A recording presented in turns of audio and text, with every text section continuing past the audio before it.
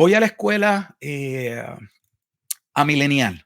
Esta es la escuela que tradicionalmente se le acusa, o esta es la posición que algunos también acusan, entre muchas cosas, luego de Agustín, a que se cambia el premilenialismo histórico y ya el milenio no se ve como un milenio literal, sino como un milenio simbólico, como abarcando un periodo largo de tiempo.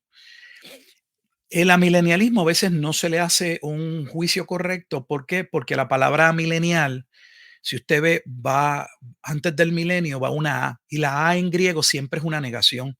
Por eso es que cuando uno dice, por ejemplo, cuando uno dice un ateo, pues está hablando de alguien que no cree en Dios, porque teo significa Dios y la A es la negación de Dios. Por eso un ateo no cree en Dios. Pues un amilenial, si no toma el término como está, significa no cree en el milenio. El amilenial sí cree en el periodo. Lo que no creía era en un milenio literal y específicamente en el milenio tal y como se veía en el judaísmo. ¿Por qué? Porque debemos ser honestos. Yo creo que eso es parte de la importancia de estudiar los padres de la iglesia, no por autoridad, sino por conocer cómo ellos trataban y cuáles eran las situaciones que estaban enfrentando. Por ejemplo, según el padre de la iglesia, Eusebio de Cesarea, quien descubre los primeros 300 años de la iglesia, luego del periodo, luego del historiador Lucas, en el libro de los Hechos, que es el único historiador realmente divinamente inspirado, el libro de los Hechos, Lucas. Eusebio de Cesarea cubre los otros 300 años de la iglesia y Eusebio menciona, por ejemplo, que los primeros 15 dirigentes de la iglesia de Jerusalén, que era la iglesia más importante, todos fueron judíos. Entonces, si la iglesia fue dirigida en todos esos primeros años por judíos y los ataques eran de judíos, porque casi todas esas herejías que ustedes le llaman herejías, eran herejías que no venían de griegos, como la gente dice. Realmente esas herejías que se le daban paso y que la iglesia luchaba eran posiciones que sostenían judíos que no creían en Cristo o que eran judíos que tenían tendencias gnósticas, porque el gnosticismo no se genera en el siglo I, como muchos dicen. Pero eso es otro tema, es que se dicen tantas barbaridades que no se pueden sostener. El amilenialismo, nuevamente, no niega que hay un tiempo o un periodo sobre el milenio.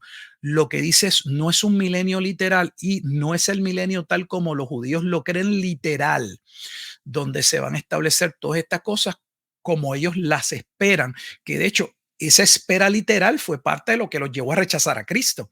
Y es parte de lo que hoy mismo, cuando usted le pregunta a un judío por qué Jesús no puede ser el Mesías, la base es profética. Le va a decir es que él no cumplió estas profecías y le va a señalar una serie de profecías literales que él no ve que Jesucristo cumplió, punto, y se acabó. Eso es lo que va a decir. Entonces, el amilenialismo cambiaba en el sentido, una vez más, que veía ese periodo o ese milenio no como algo literal, sino como la extensión o el momento. Recuerdan que cuando hablamos del milenio hablamos cuándo inicia, cuándo termina y específicamente cuál era el propósito. En el amilenialismo se enfoca principalmente en que el propósito del milenio es la salvación, o sea, que estamos en el momento que luego de la venida de Jesucristo el mensaje debe ser predicado al mundo para salvación, lo que yo creo que cualquier cristiano normal aceptaría. Tenemos una gran responsabilidad de predicar este evangelio al mundo. Punto. Y eso es lo que Jesús. ¿Por qué? Porque cuando llegue la segunda venida de Jesucristo, ya no hay tiempo de salvación, ya se acabó el periodo de la gracia, ya se acabó, si usted lo quiere ver de esa manera. Ya los que no creyeron, pues no creyeron y van a ser condenados. Entonces, esa es la importancia de ese milenio. A diferencia, veremos del postmilenial, que va a haber ese periodo del reino como el avance. Bueno, ya llegaré ahí, como el avance del reino, más allá de la salvación de los hombres, sino como la iglesia conquistando las naciones para Cristo. O sea, preparando presidentes, gobernantes, pueblos totalmente se van a entregar, naciones por completas y se van a rendir a Cristo. Si ese es el panorama que se enseña en la Escritura, yo no sé, yo no lo veo de esa manera, pero eso es lo que creen algunos hermanos. O sea, que esto va en el posmilenialismo, va en un increciendo, va en un aumento, donde antes de llegar a la segunda venida de Jesucristo, gran parte del mundo va a ser cristiano. Pero ya llegaremos ahí. Entonces, en el amilenialismo, el milenio inicia aproximadamente en la ascensión de Cristo o el día de Pentecostés. Y ese milenio abarca todo ese periodo de tiempo, llevamos 2000 años hasta la segunda venida de Jesucristo, si ocurriera ahora. Esa segunda venida de Jesucristo da paso a lo que hablamos que trae la segunda venida de Jesucristo, que es la resurrección de todos los muertos, el juicio final y el estado consumado, el cielo nuevo y la tierra nueva, o el estado eterno. El milenio finaliza con la segunda venida de Jesucristo, pero está también lo que es el amilenialismo preterista parcial. ¿Cuál es la diferencia entre el amilenialista general y el amilenialista preterista parcial? Bueno, que el preterista parcial distingue lo que habíamos visto ya en la gráfica premilenial dispensacional, que hay dos juicios que están separados por el milenio y que tienen propósitos diferentes. El propósito de la batalla de Armagedón es juzgar la gran ramera o la gran ciudad apóstata, que es la ciudad que se rebela contra Cristo. Es la ciudad que está en pacto. El único pueblo bajo pacto en el Antiguo Testamento es el pueblo de Israel. No sé cuál es la dificultad, con toda honestidad, y en identificarlo, porque el único pueblo sobre la faz de la tierra bajo pacto mosaico era el pueblo de Israel. Punto. El libro de Levítico en el capítulo 26, como Deuteronomio, capítulo 28 al 32 establecían los juicios y las maldiciones por violación de pacto. Entonces, nosotros hablamos de que la venida de Jesucristo consuma o trae el nuevo pacto, pero para que el nuevo pacto suceda, el antiguo pacto tiene que finalizar. Pero el antiguo pacto no podía finalizar sin traer el juicio por violación del pacto. Y ese juicio de violación del pacto es el juicio que está profetizado en los profetas que iba a ocurrir contra el pueblo de Israel. Por lo tanto, ese juicio es el juicio que Jesús señaló en Mateo capítulo 24 que debió ocurrir en una generación. Ese juicio lo vio literalmente el pueblo de Israel cuando en el año 66 surge una situación en Cesarea de Filipo que va a ir escalando hasta esa guerra judeo-romana que termina con la destrucción de Jerusalén y la destrucción de lo que va a ser el segundo templo en el año 70. Es en ese momento dado, en el año 70, según Apocalipsis 19 al Apocalipsis 20, que inicia el periodo milenial. Ese periodo milenial termina en la segunda venida de Jesucristo. Y es al final de ese periodo milenial en el que Satanás es suelto, según Apocalipsis capítulo 20, vuelve a engañar a las naciones, pero esta vez las trae contra la iglesia. Con todo respeto, yo no creo que haya un juicio, o sea, no veo, pero esto se lo digo para que ustedes lo piensen. ¿Cómo puede ser un mismo juicio donde se le llama una ciudad ramera y a la otra la amada? O sea, yo no sé cómo una misma ciudad puede ser una ramera y la otra Dios llamarla su esposa. Yo no sé cómo puede suceder un evento 1000 años antes y luego 1000 años después y ser el mismo evento.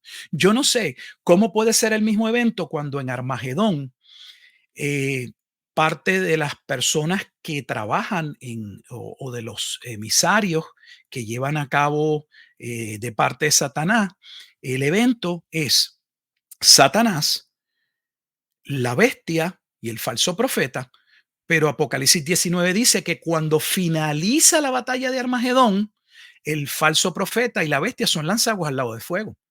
Ellos no participan de la batalla de Gog y Magog.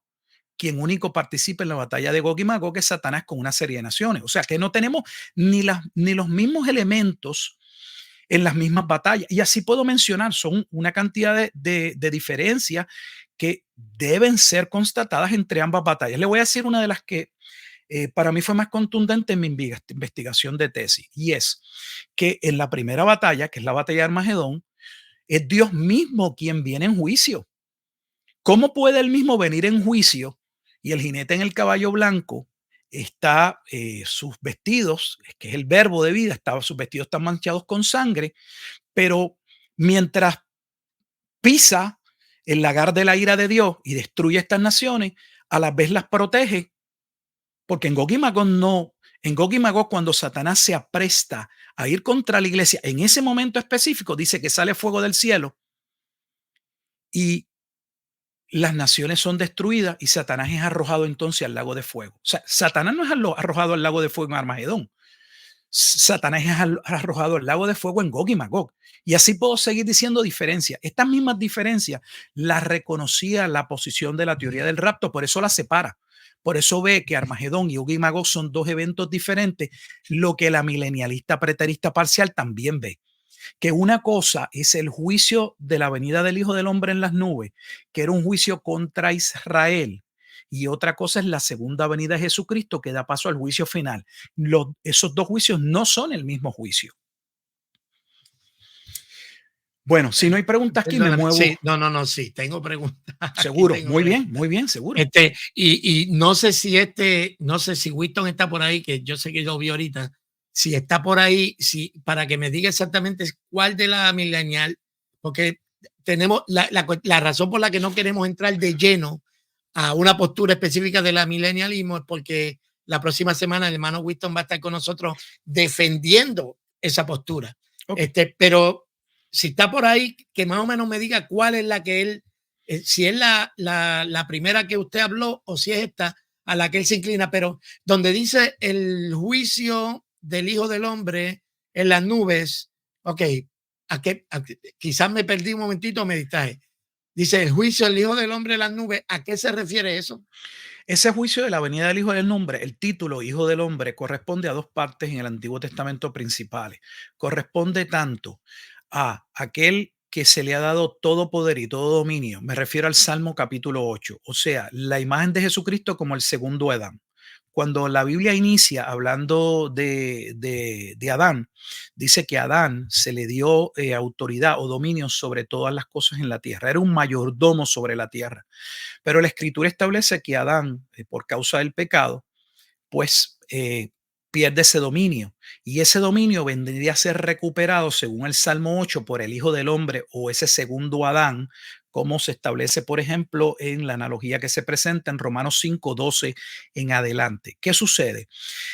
Que el término hijo del hombre principalmente donde viene es de Daniel capítulo 7 y tiene que ver con el libro de Apocalipsis. ¿Por qué? Ya van a ver por qué.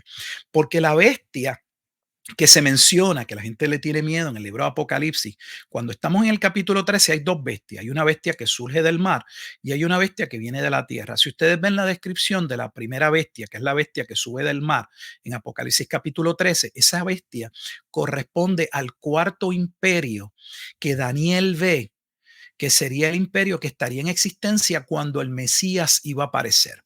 Déjeme regresar a Daniel rápido.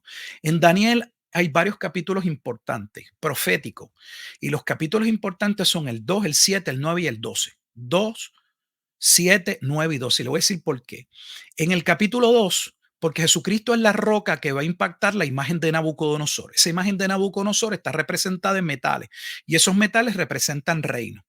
Y Daniel ve el momento en que una piedra cortada, no de malo, va a impactar esa estatua que representa imperios y caen.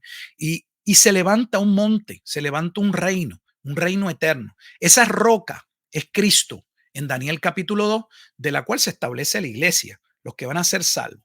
En el capítulo 7, Daniel ve a un hijo de hombre que se le entrega el reino, que va a ejercer juicio.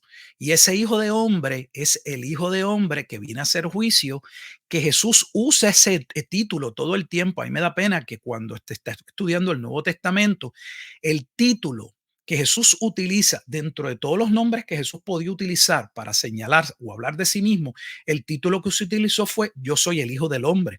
Y ese hijo del hombre no es como principalmente se establece para hablar meramente del aspecto de su humanidad o su encarnación. El Hijo del Hombre es un título mesiánico profético de aquel que viene a establecer el reino y que viene a hacer juicio. Por eso Jesús, cuando empieza a hablar del Hijo del Hombre, habla de juicio. De hecho, esa es la razón por la cual en Mateo iniciamos con Juan el Bautista. Todo es escatología. Y alguien dirá, el pastor se volvió loco, escatología. Sí. ¿Quién es Juan el Bautista? Juan el Bautista es el cumplimiento de Isaías 40, es el cumplimiento de Malaquías capítulo 3 y Malaquías capítulo 4, especialmente Malaquías 4, versículo 6. Él es el Elías que habría de aparecer antes del día ardiente de la ira de Jehová. Y los judíos sabían que ese era el juicio. ¿Por qué ustedes creen que cuando Juan el Bautista inicia, comienza diciendo el reino de los cielos se ha acercado y todo árbol que no dé fruto será cortado? Y el énfasis se va no meramente al aspecto de la salvación que trae aquel que viene, sino al juicio que se aproximaba. Y nosotros no entendemos y no le damos paso a las palabras de Juan el Bautista dentro de su contexto porque no entendemos quién es Juan el Bautista. Y Jesús dijo en Mateo capítulo 11 y en Mateo capítulo 17 que Juan el Bautista era el Elías que habría de presentarse antes de la venida del Mesías, y la venida del Mesías traería el juicio. En Mateo capítulo 10, versículo 23, Mateo 10, 23, que es la gran comisión.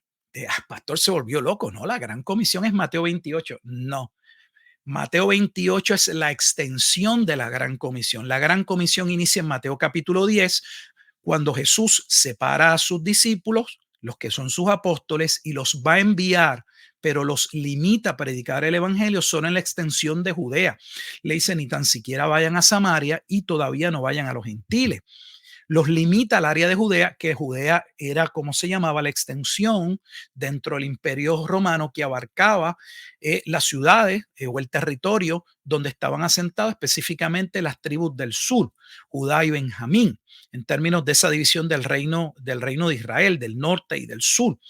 Entonces, cuando Jesús los envía a predicar el evangelio, si ustedes van al versículo 23, ustedes verán que Jesús les dijo a sus discípulos, ustedes no acabaréis de recorrer, ustedes no acabarán de predicar el evangelio en la extensión de Judea cuando vean la venida del Hijo del Hombre en las nubes. Entonces aquí hay un problema. ¿Cómo es posible que Jesús esté hablando de un evento, de un juicio que claramente está delimitando en tiempo que va a ocurrir durante la vida de sus discípulos? No solamente lo hace en Mateo capítulo 10, versículo 23, lo hace en Mateo capítulo 16, versículos 27 y 28, cuando Jesús, antes de entrar a su última semana a Jerusalén, se aparta con sus discípulos en Cesarea de Filipo, y dice la escritura que allí les va a preguntar, oye, ¿quiénes dicen las personas que es el Hijo del Hombre? ¿Quiénes dicen qué es lo que ustedes piensan en este momento de mi persona? Y es allí donde Jesús les va a decir, el capítulo 16 finaliza Jesús diciéndole que ellos no estarían dispuestos a dar su vida por el reino, todavía no estarían dispuestos a dar su vida por Jesucristo, sino hasta que viesen el cumplimiento de la venida del Hijo del Hombre en las nubes. Voy más.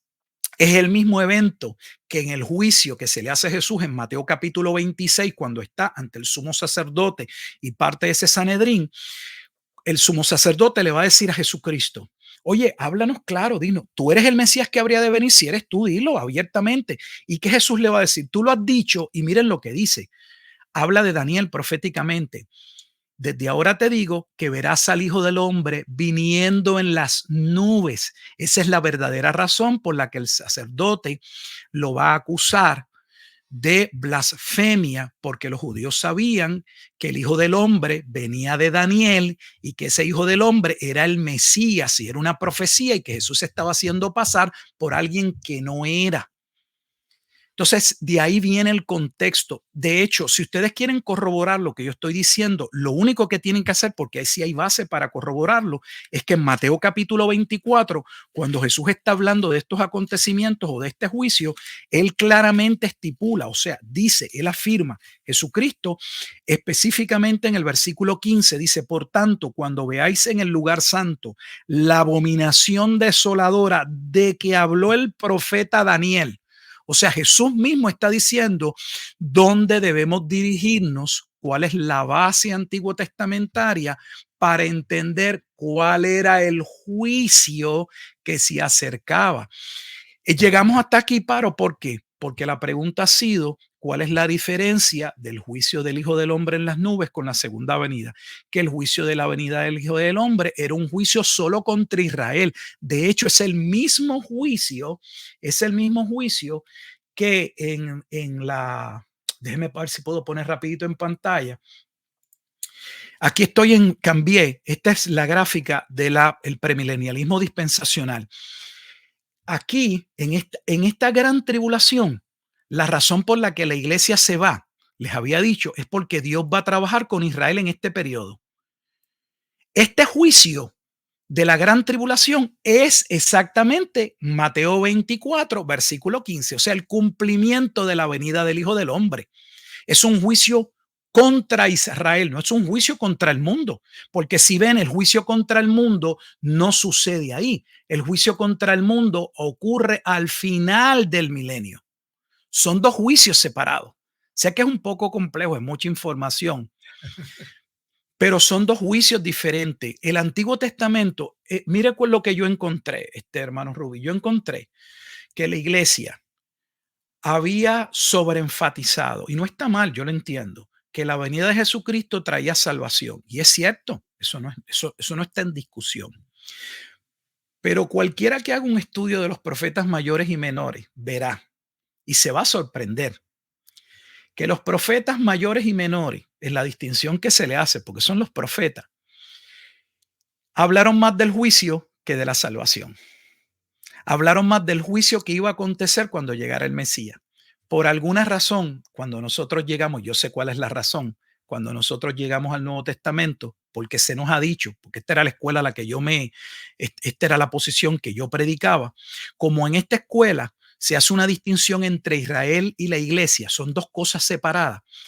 A mí se me dijo que yo no tenía que prestarle tanta atención al Antiguo Testamento, porque el Antiguo Testamento, para empezar, es el pacto antiguo, tiene que ver con Israel y con profecías que solo están para Israel, solo se enmarcan el propósito de Israel. Y yo soy nuevo testamentario, yo soy la iglesia, yo solo debo enfocarme en el Nuevo Testamento. El problema es que el Nuevo Testamento se basa completamente y se fundamenta en el Antiguo Testamento. Entonces, nuestra falta de conocimiento del Antiguo Testamento es la razón por la que llegamos a tantas discrepancias y tantos malos entendidos, porque partimos de un vacío teológico, que ese vacío no quedaría en un vacío porque ese vacío es el Antiguo Testamento, pero al no colocar el contexto del Antiguo Testamento, saltamos a conclusiones y ese vacío es lleno con mi suposición, mi teoría, me dijeron, y así sucesivamente. ¿Ve? Y no hay una base antiguo testamentaria que demuestre de dónde surge, cuál es el origen de la profecía. Tiene que haber un origen. ¿Ve? Casi todas las profecías que usted ve en estos sistemas que se están abordando son profecías que casi nacen del aire. Y nadie se preguntó, ok, pero esta profecía, Jesús está, por ejemplo, estamos en Mateo 24. La pregunta es, ese juicio que Jesús está hablando, ¿es un juicio que Jesús está diciendo que es nuevo? Jesús no está diciendo que es un juicio nuevo.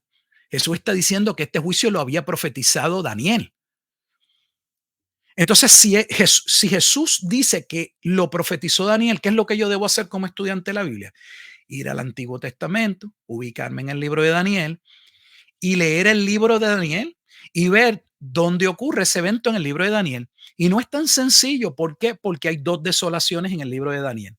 Hay una desolación que ocurre bajo el imperio de los griegos, que es la que sucede en el tiempo de Antíocos Epífanes IV, y que esa es la revolución, o esa es la crisis que lleva a la revolución de la casa de los macabeos o los asmoneos.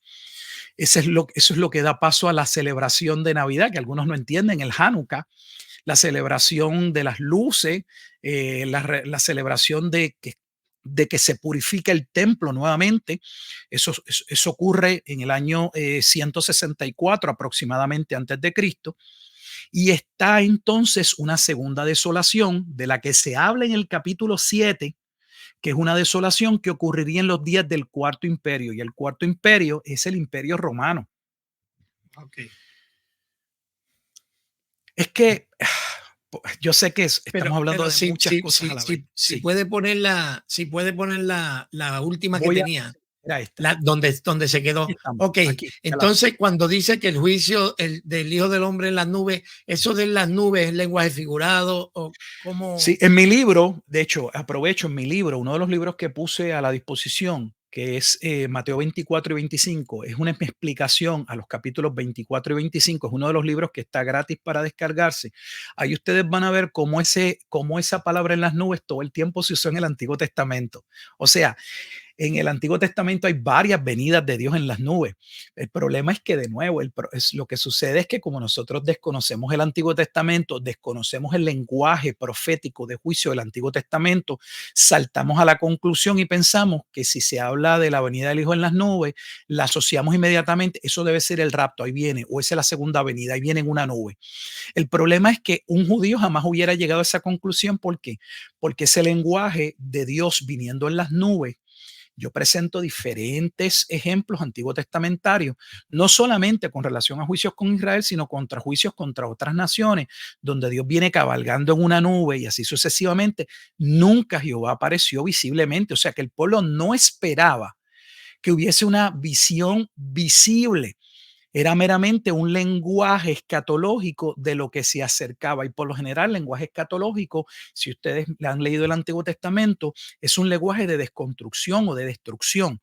O sea, cuando se habla de bendición, para ubicarlos en lo que estoy diciendo, por ejemplo, si estamos en Deuteronomio capítulo 28, cuando somos obedientes, Dios le dijo, si ustedes son obedientes al pacto, ¿qué va a suceder? ¿Cómo le explica las bendiciones? Pues va a llover, van a tener hijos, sus mujeres van a dar a sus hijos, no van a morir, sus ganados van a tener alimento, ustedes van a prevalecer sobre sus enemigos. Ese es el lenguaje para poder hablar en términos de cómo ellos podían ver la bendición de Dios. Pero si me desobedecen, entonces, ¿qué van a ver? Pues no va a haber lluvia,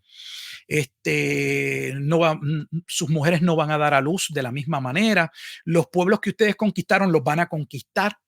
Entonces, ese lenguaje profético está ligado a oscuridad, a destrucción, y nosotros lo tomamos como literal. Pero si fuera literal, si una sola estrella del cielo cayera, que ese lenguaje esté en el Antiguo Testamento, el mundo, no estuviéramos hablando en este programa. Una sola estrella que caiga del cielo y se acabó el mundo. Y que si yo les puedo mostrar en el Antiguo Testamento que sucedió no una vez, varias veces. Y nunca fue el fin del mundo. Por lo tanto, gran parte del problema en la escatología es que como no se estudia el tema, y no se estudia el tema por muchas razones que luego podemos abordar, es un tema según algunos futuros, nadie sabe, tal vez porque es la única parte en la teología sistemática, por miles de razones. Pero la razón principal que yo he escuchado es que es un tema secundario. No es un tema primario y no hay que estudiarlo mucho porque es un tema que lo que causa son divisiones.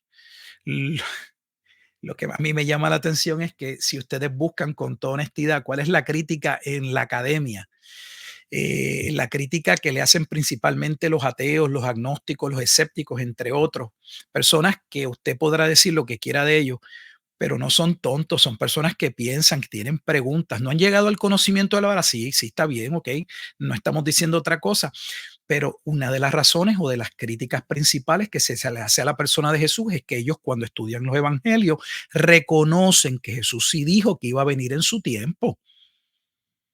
Y ellos dicen, Jesús falló.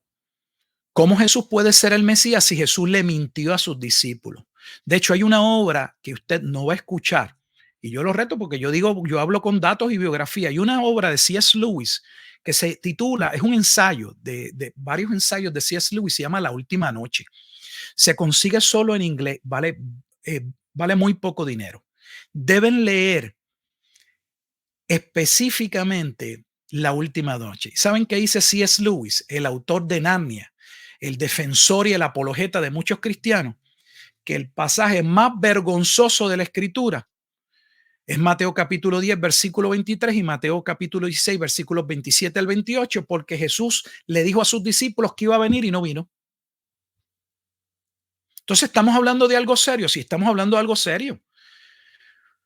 O sea, cuando R.C. Sproul escribe su libro The Last Day According to Jesus, los últimos días de acuerdo a Jesús, él mismo reconoce que en la crítica que le hace el filósofo Bertrand Russell al cristianismo, que de hecho el título del libro en español sería ¿Por qué no soy cristiano?, es precisamente una crítica que parte de que Jesús no cumplió los aspectos escatológicos.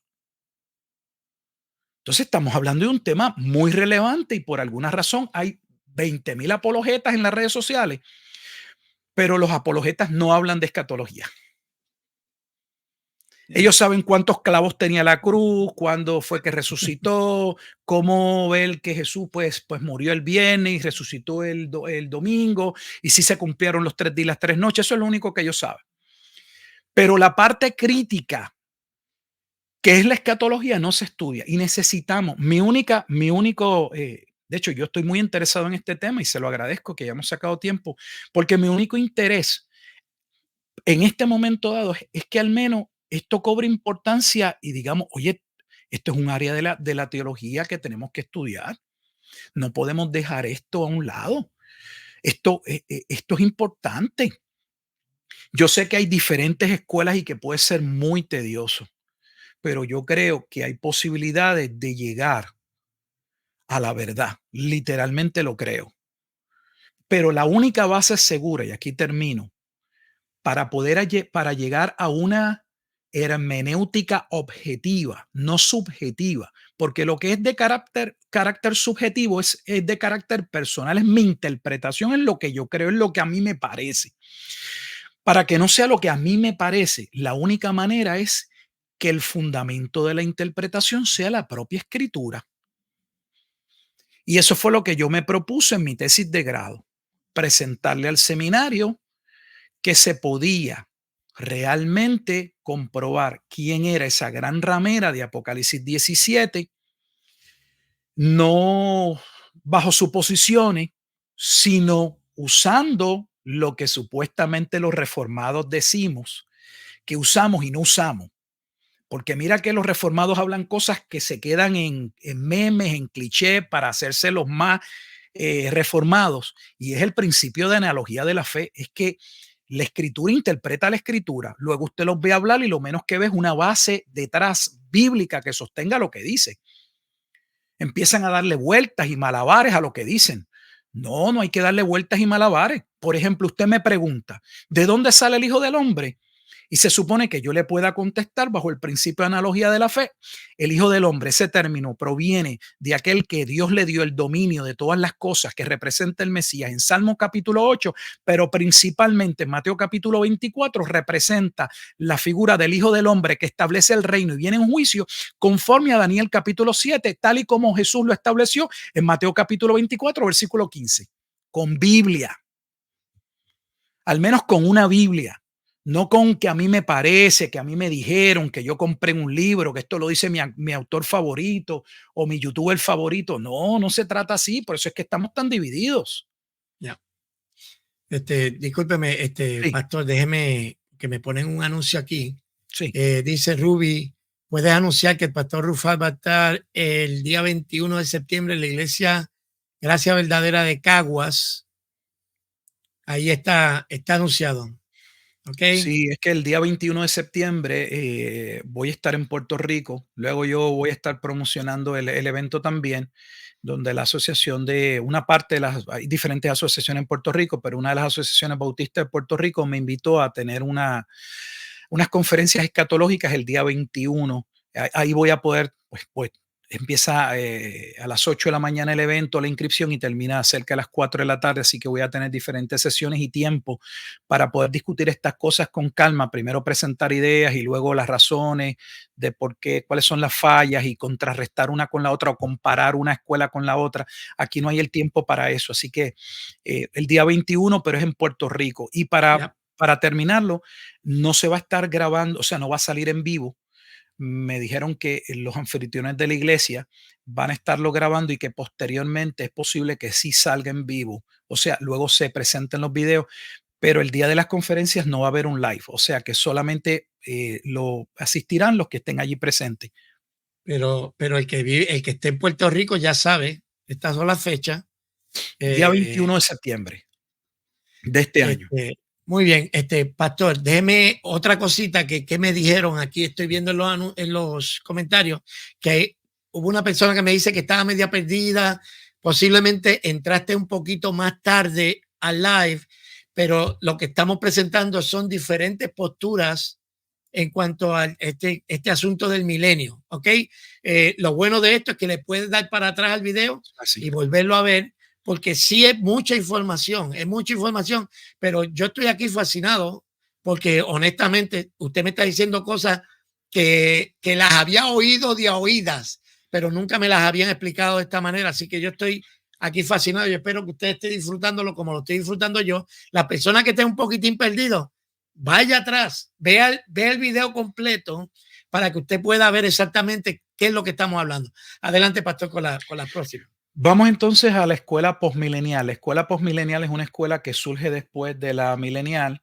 Esta escuela básicamente el cambio principal, si la milenial era que no trataba el aspecto del reino de manera literal, la escuela posmilenial va a tener la tendencia en principio, los posmileniales que tenemos hoy, es el posmilenialismo ha sufrido diferentes cambios, pero el posmilenialismo de base que surge en Inglaterra, surge porque en la Inglaterra se ve en ese momento, estamos hablando del siglo XVI, por ejemplo, Inglaterra se veía como la parte del diagrama de Nabucodonosor, aunque lo encuentran sorprendente, ellos se creían se creían ser la quinta pieza de la estatua de Nabucodonosor, donde el llamado de Inglaterra era buscar dónde estaban las tribus perdidas.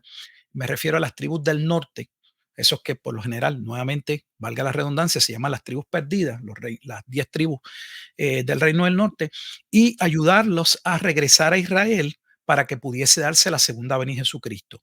Ellos no lo hacían pensando necesariamente totalmente que Israel iba a jugar un papel importante, sino que entendían que eso era parte de los acontecimientos que debían suceder antes de la segunda venida de Jesucristo y comenzaron los esfuerzos en Inglaterra por buscar dónde estaban esos pueblos del norte para llevarlos y ayudarlos a que se estableciera el Estado de Israel.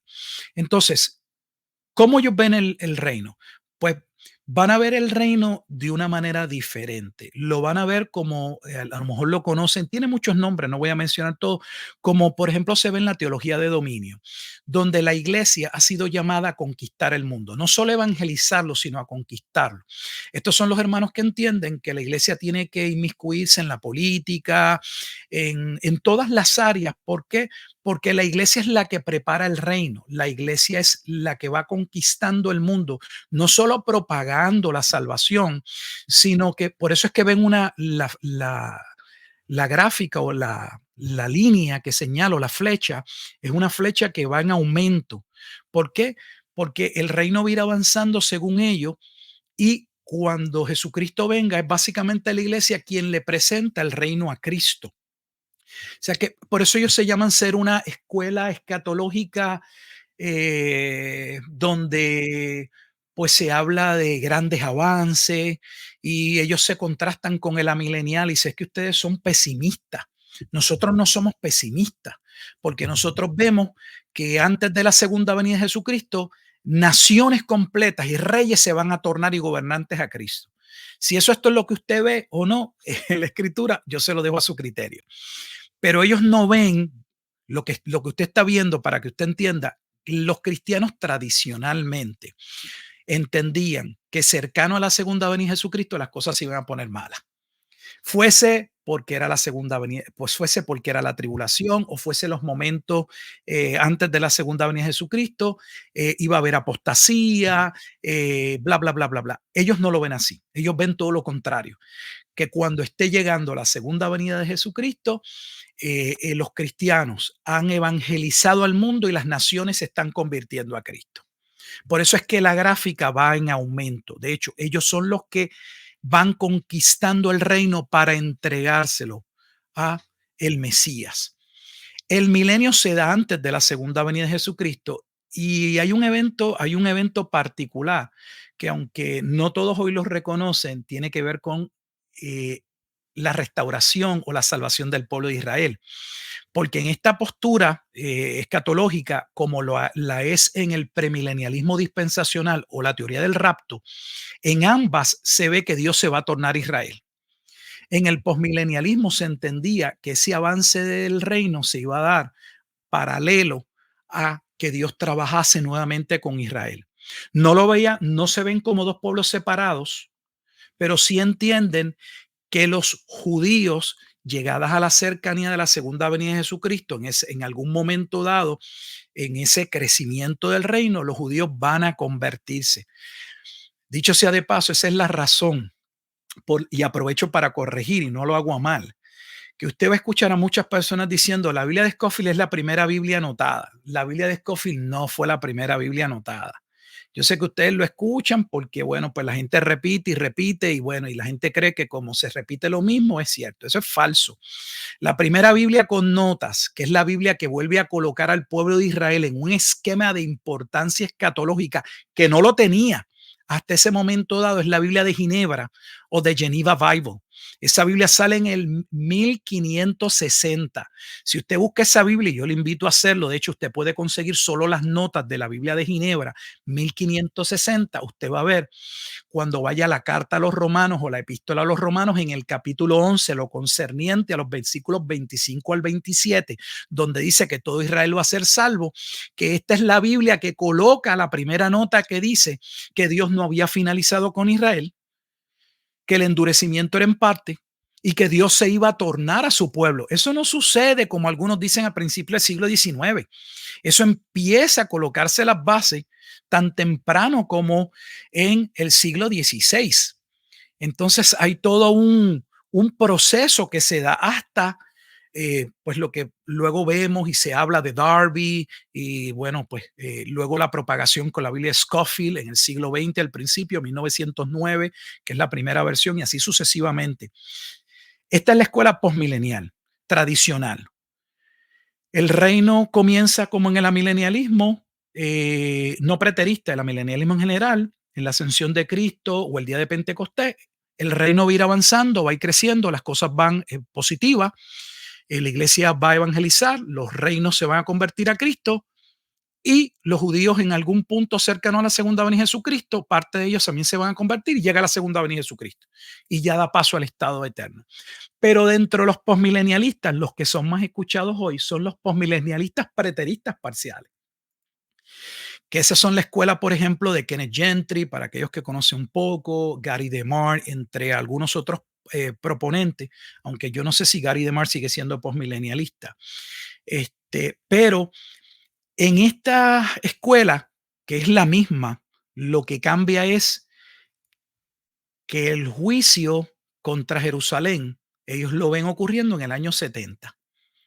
O sea, que ellos están viendo que aquello que Jesús dijo en Mateo capítulo 24 que debía ocurrir, ciertamente ocurrió en el año 70. Por eso es que son posmilenialistas, sostienen la misma creencia básicamente, pero son preteristas parciales, que significa que hay una parte que ya aconteció y lo que ya aconteció es el juicio contra Jerusalén, la destrucción del segundo templo. Eso es básicamente la distinción entre estas. Y voy a la última para finalizar, y es la preterista total. O sea, esta es la escuela que dice escatológica que todo se cumplió. Esta es la escuela que estoy seguro que la mayoría no tiene ni idea. De hecho, yo acabo de terminar un libro que está terminado, está en corrección para ser publicado, donde es un libro en el que yo detallo 19 aspectos que encuentro en contra de esta postura. Es la única escuela escatológica que podría ser una herejía, o sea, constituirse en una herejía. Yo no digo que todos los postulantes sean unos herejes, pero ya voy a explicar por qué. Si ustedes miran, voy con calma. Esta línea que no lo expliqué en el principio, que ustedes ven, es una línea de tiempo, es la línea de tiempo de los hombres, ¿verdad? Según esta escuela escatológica, Jesucristo inicia su ministerio aproximadamente en el año 26. Que dicho sea de paso, eso es parte del cumplimiento. Ellos creen que en este momento se cumplen las 70 semanas de Daniel. O sea, Daniel capítulo 9, 24 al 27, que es la base de la última semana que no se ha cubierto en la teología del rapto. Ok, del año 26 al año 66 hay 40 años. Déjenme explicar algo rápido históricamente. Hay ciertos eventos que ocurren En los 60, muy importante. En el año 64, y no debemos confundirlo, del año 64 al 66, en el año 64 ocurre el gran incendio de Roma, donde los cristianos van a ser culpados. Eso vaya a traer la persecución del imperio sobre los cristianos. ¿Por qué? Porque, bueno, se dice que Nerón usa de chivo expiatorio a los cristianos y dice ellos fueron los que incendiaron la ciudad de Roma y la ciudad de Roma o los romanos se van a ir en contra de los cristianos. Eso trae una gran persecución. Pero esa persecución va a parar. ¿Por qué? Porque hay un evento que va a escalar, que es el evento que surge en el año 66 en Cesarea de Filipos, que tiene que ver con una sinagoga y algo que se hizo en una sinagoga. Los judíos se van a molestar y eso va a llevar a un conflicto, que es el conflicto que lleva a la Segunda Guerra judío-romana, que va a terminar con la destrucción del templo de Jerusalén. Significa, voy aquí, que del año 26 de Cristo, que el año 26 es el inicio del ministerio de Cristo, que dura aproximadamente 3 años y medio, 3 a 3 años y medio. Del año 26 al año 66 se cumplen 40 años. Ellos dicen que esa generación es la generación del milenio. O sea, que el milenio ocurrió del año 26 al año 66. En esos 40 años ocurre el periodo milenial. O sea que hay una reducción del milenio entre muchos aspectos a 40 años. O sea, el milenio son 40 años. ¿Qué ocurre luego que termina el milenio en los 40 años? Pues sucede el juicio de la venida del Hijo del Hombre, que no se puede separar, pero ese juicio de la venida del Hijo del Hombre y la segunda venida de Jesucristo son el mismo juicio. Recuerdan que en las otras, por ejemplo, en el dispensacionalismo pretribulacional, son dos juicios diferentes. Armagedón y Gog y Magog son dos juicios diferentes. En el amilenialismo preterista parcial también son dos juicios diferentes. Pero en la escuela preterista total, Armagedón y Gog y Magog es el mismo evento. Ese evento que inicia en el año 66, que dura 3 años y medio hasta el año 70, que es la destrucción de la ciudad de Jerusalén y del segundo templo, es lo que ellos llaman la segunda venida de Jesucristo. Y dentro de ese periodo ocurre la resurrección, siendo la resurrección no de carácter físico, la resurrección solo se va a ver de manera espiritual y específicamente con relación al cumplimiento del pueblo de Israel siendo salvo en la tribulación. En otras palabras, que ellos van a ir a Apocalipsis capítulo 7, Apocalipsis capítulo 14, y cuando se habla de los 144,000 que corresponden a aquellos que son salvos de las 12 tribus de Israel, ellos van a decir, ahí se cumplió la resurrección, porque la resurrección tiene que ver, según ellos, solo con Ezequiel capítulo 37, la resurrección del valle de los huesos secos. Entonces, una vez acontece la segunda venida de Jesucristo, en el año 70, ya pasó el milenio, ya pasó la segunda venida de Jesucristo. Usted se preguntará, ¿y qué estamos viviendo? Pues estamos viviendo en el cielo nuevo y la tierra nueva. Este es el estado eterno. Los seres humanos nos vamos a quedar sumidos en el pecado, vamos a continuar muriendo, no hay esperanza de ningún cambio en el mundo y no hay esperanza de resurrección de los muertos, entiéndase física.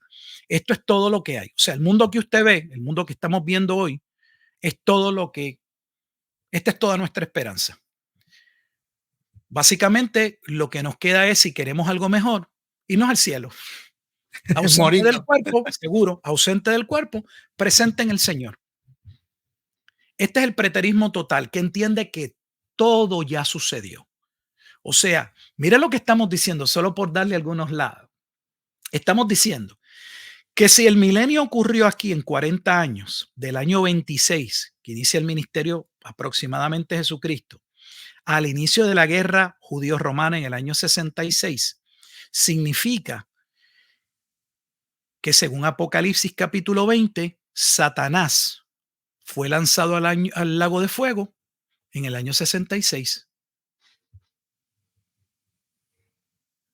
Lo increíble es cómo en las cartas del Nuevo Testamento se puede hablar de nuestro adversario el diablo y así sucesivamente. Parece que los autores del Nuevo Testamento no estaban en conocimiento de que el milenio ya había finalizado. o que estaba por finalizar, y así sucesivamente. No los quiero poner de manera ridícula, pero es que es necesario de alguna manera enfatizar ciertas cosas para las que las personas se den cuenta de las locuras a veces que hay, y porque hay personas, y lo entiendo, que prefieren muchas veces, ¿saben qué? Yo no me voy a meter en estos lagos o en estos asuntos muy complejos, son muchas las teorías, son muchas las posiciones encontradas, prefiero mejor quedarme con una visión sencilla, y lo entiendo, de que la iglesia principalmente lo que tiene es que estar siempre preparada para, sea si muero hoy y voy a la presencia del Señor, o sea que si Jesucristo llega, yo estar preparado. Y se acabó, y lo dejo ahí, y no tengo que entrar en toda esta gama de detalles que muchas veces pues crea fragmentación, controversia, disensión y así sucesivamente. Bueno, hermano, ya me cojo un espacio, perdón. Bueno, o sea, tengo, hay uno, definitivamente, esto hay que descartarlo, digo, desde nada más que escuchando la breve explicación que usted ha dado de esta posición. La pregunta es, ¿hay académicos serios que proponen esto? ¿O eso es algo que alguien que, no, que lo soñó anoche? Mire, la verdad es que históricamente ni los padres de la iglesia, ni las confesiones. Tradicionalmente nosotros hablamos de un oscurantismo en la Edad Media, que no hay tal oscurantismo, pero usted va a ver que cuando hablamos de un aspecto histórico, de ver el cristianismo desde la óptica histórica, hablamos de la contribución o de lo que podemos ver en los padres de la iglesia, vamos a decir aproximadamente 600 años. Luego del año 600 en adelante empieza, ¿verdad?, el catolicismo romano, y luego volvemos a hablar de el protestantismo. Entonces, tanto en los padres de la iglesia como en los escritos y en las confesiones o en los credos también antes, esta posición no aparece. De hecho, lo que vemos realmente en los padres de la iglesia era que creían literalmente en la resurrección del cuerpo.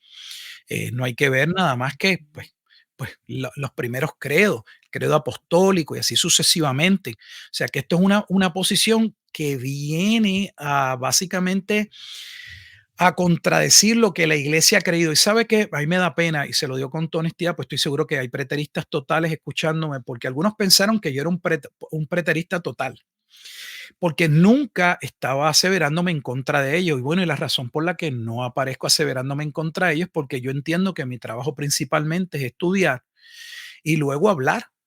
Entonces, pues llevo un tiempo tomándome el tiempo, leyendo, investigando quiénes son los proponentes en Estados Unidos. Uno de los proponentes más fuertes, un americano, se llama Don Kay Preston, donde yo le he venido ya, yo creo que por más de 2 años escuchándolo y viendo sus programas y viendo lo que él postula. Y a mí me parece triste porque cuando yo veo, por ejemplo, a Don Kay Preston, yo veo un hombre que a mí me parece que es un hombre, parece ser un creyente, que ama a Dios y que está convencido de su posición. Ellos lo que están tratando es de que este evento, que es el que le digo que el evento del medio, que es el evento que Jesús dijo que iba a acontecer y que algunos dicen que no aconteció, en su enfoque de tratar de probar que eso sí se cumplió, terminan forzando que todo se tenga que cumplir en el año 70. Entonces, queriendo hacer una contribución y poder explicar cómo Jesús no se contradijo, no fue que Jesús no sabía, él sí sabía, terminan con una escatología donde va a amarrar todo al año 70 y donde va a crear un sinnúmero de inconsistencias. ¿Ve? Este, bueno, solamente decir que este mundo, así como lo tenemos, donde reina todavía el pecado y la muerte, ya es el cumplimiento del estado consumado del reino en Apocalipsis 21, pues una contradicción, porque exactamente Apocalipsis capítulo 21 dice que Juan ve descender la amada, la esposa, la ciudad, y dice que ya las cosas pasaron, que ya no hay muerte, que ya los santos viven en un estado totalmente diferente, es lo que la iglesia ha creído.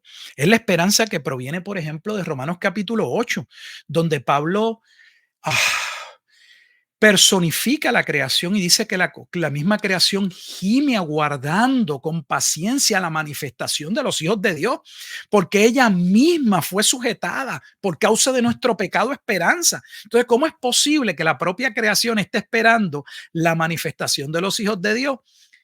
Pero ya no hay manifestación de los hijos de Dios, esto es lo que hay. Sí, Ellos van qué a 1 horrible. Corintios capítulo 15 y ellos van a decir que Pablo nunca habló realmente de la resurrección corporal, que lo que Pablo está planteando en 1 Corintios 15 es solamente la resurrección espiritual.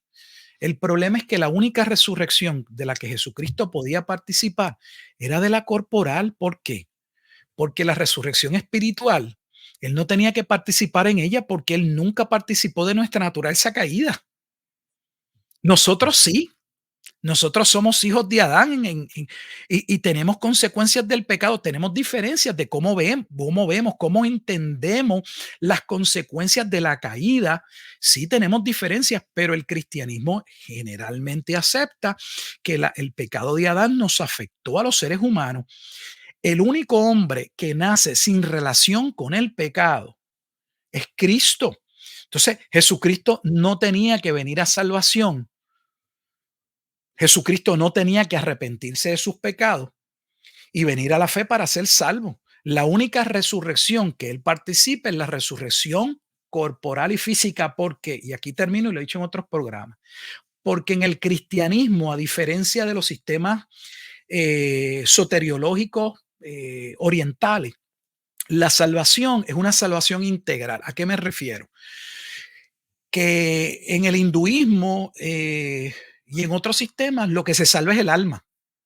Lo que Dios viene a salvar es el alma o el espíritu, que vuelve a Dios o vuelve a Brahma. Pero en el cristianismo, la totalidad del ser, independientemente de que usted sostenga que el ser humano es una dualidad, espíritu y cuerpo, o alma y cuerpo, o el ser humano es un ente que es una tricotomía, un ser tripartito, entiéndase 1 Tesalonicenses 5:23, espíritu, alma y cuerpo. El cuerpo fue afectado por el pecado y de la misma manera que el cuerpo fue afectado por el pecado, como lo establece la escritura en Romanos 5:12, que por el primer pecado vino la muerte. O sea, Adán peca, se introduce el pecado y el pecado trae a la luz la muerte. Y dice que con el segundo Adán, entonces viene la vida. Pero en el preterismo completo, esa vida es solo vida espiritual, es solo salvación y es solo una especie de transformación, pero en el cielo. O sea, ese estado es en el cielo. En alguna nube vamos a estar diferente, pero ahí se queda. Bueno, de verdad que esa de plano habría que descartarla.